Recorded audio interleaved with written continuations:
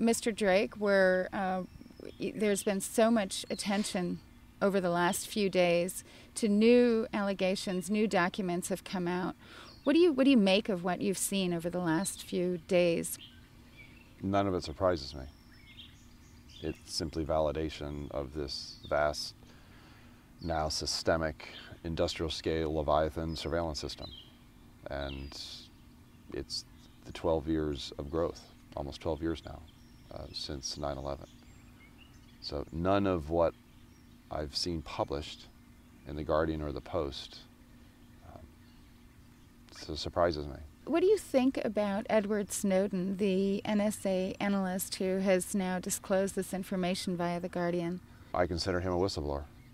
There's no question, based on the interview that's also been published, and the nature and the information that he disclosed in the public interest. It's quite clear. He fits the textbook definition. The government, of course, as they did with me, will attempt to paint him as a traitor, that he's committing treason against the U.S., he's violating all kinds of agreements, right? And that he's creating exceptionally grave damage. That what he did is committing exceptionally grave damage against the United States. Why do you think these things need to be out in the open? There's no room in a democracy for this kind of secrecy, which is ostensibly done in the name of the country. In this case, it's done in the name of national security, when it's violating the fundamental tenets of your country, which in this case is the Constitution and the Bill of Rights, which is. But apparently, it doesn't matter anymore.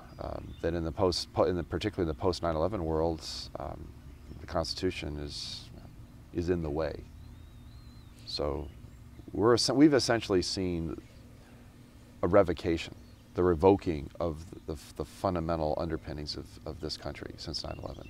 And everything else since then is really a kabuki dance, where, in partnership with Congress, they pass enabling act legislation that allows them to conduct these activities under the veneer of law, or the color of law. The problem is that in a democracy, having this much extraordinary, even extreme secrecy is anathema to who we are. And yet the excuse is we have to do this in secret, we have to do this behind closed doors for your own sake. But how many more of our rights and our liberties do we forsake for the sake of national security? To me, that trade-off is not worth it. People keep talking about the balance, the line. I mean, Franklin's famous quote that I recast: if you'll lose both, right? You'll end up losing both your liberty and your security. It's not a trade-off. I think this is part of the false dichotomy that somehow you can't. If you have one, you have to sacrifice the other. My argument has been for all of this is you can actually have both. That your national security is actually fundamentally your liberties and your freedoms. Those are the things you preserve. Those are the things that you hold dear.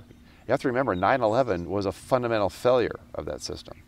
So I guess because the failure was so big, we have to maximally erode over time all of our freedoms and liberties. And for me, the price is not worth it. And I think Edward Snowden reached the point with what he was saying, what he was exposed to, on a worldwide scale, no doubt, that it's just not worth it. And so he made a fateful decision. He said, I'm going to disclose what I know.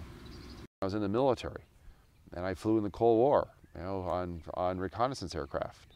And we reported back to, we called it Big Daddy. Never thought that, NSA would become Big Brother.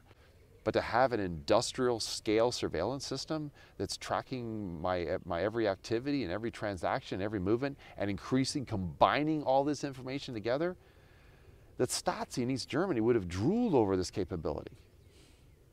And it just feeds on itself, because it becomes this pathological desire to just acquire everything you can possibly know. And that was the Stasi motto, literally to know everything.